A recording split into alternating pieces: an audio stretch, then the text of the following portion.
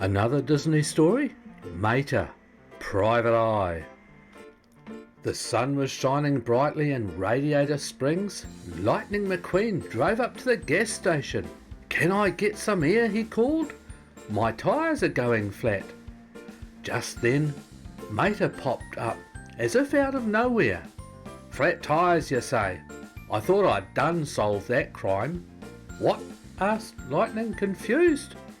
"I was a private eye," Mater explained proudly. "No way," Lightning said. "Yes way," replied Mater. Then he started to tell his friend a story about his detective days. "It was 7:15 on a Friday night," he began. Mater sat behind a desk in his office. On the door was a sign that read Mater, Private Investigator. Mater was reading a newspaper article about several accidents which were caused by tyres blowing out. "I was on to something real big," Mater explained. "There was some kind of counterfeit tyre ring. Knock, knock." A car named Tia drove in. She was wearing a black veil and sidewall tyres. "I need you to find my sister Mia," cried Tia. "She's been car-napped." "Where did you last see her?" asked Mater. "She was working for Big D at his club," said Tia, "the Cabana." Big D was a fancy sedan who had recently opened a new nightclub. That night, Mater went to the Cabana. On stage, a singer named Carmen was performing with her band. Mater suspected she knew what had happened to Mia. Carmen and Mia had worked together at the club. After her song, Carmen came over to Mater's table. "I'm looking for Mia. Have you seen her?" Mater asked. "That ragtop!" exclaimed Carmen. "I don't remember." Mater didn't believe her, so he placed 4 new white-wall tyres on the table. Suddenly Carmen remembered. "I saw her a couple of days ago with Big D," she smiled saltily, like the ocean.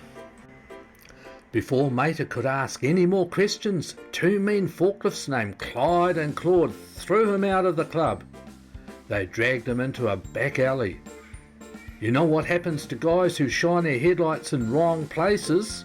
Claude asked Mater. "They lose them." Claude took out one of Mater's headlights and smashed it on the ground. It was a warning not to mess with Big D. Mater wasn't going to give up.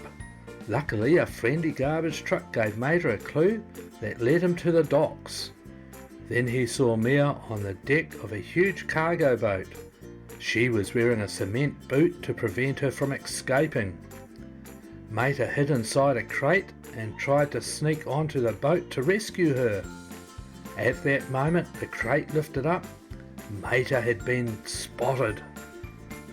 Some dock workers surrounded Mater. Then Big D rolled out. A crane grabbed Mater and hoisted him up. Just then Tia rushed forward. "No!" Mater was angry. Tia had told Big D that Mater would come to the docks. "You double-crossing double-crosser," shouted Mater.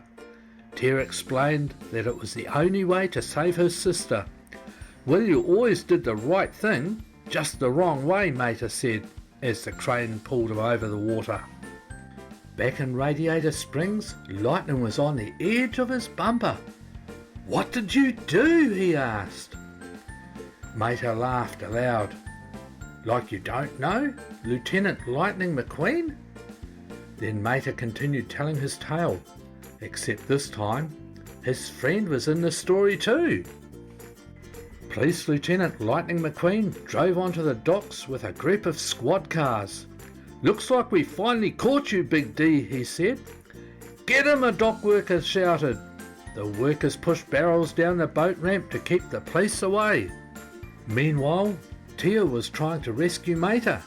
She hit a switch on the crane and it lowered Mater to the ground. Then Mater threw his towhook at another crane. Crash! The crane dropped its crate right onto Big D. The crate split open and the tyres spilt all over Big D. "Ah, just what I thought. Counterfeit tyres," Mater said. Big D had been swapping good tyres for fake ones.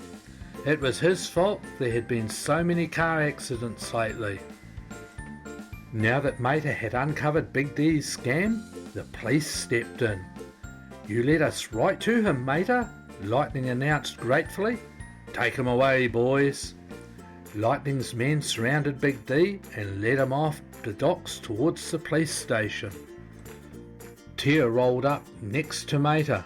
"That was a fine mess you got me into, Tia," Mater said. "I'm not bad," she told him. "I just drive that way." Tia turned to look at Mater, but he was already gone. He'd had enough trouble for one day. Back in Radiator Springs, Lightning was laughing. "Mater, that is the most ridiculous thing I've ever heard," he said. Suddenly Carmen rolled up. "Come on," she called, "everybody conga." Carmen's band was following her in a conga line. Mater joined them and started dancing. Lightning's mouth hung open as he watched Mater and the band dance down the street.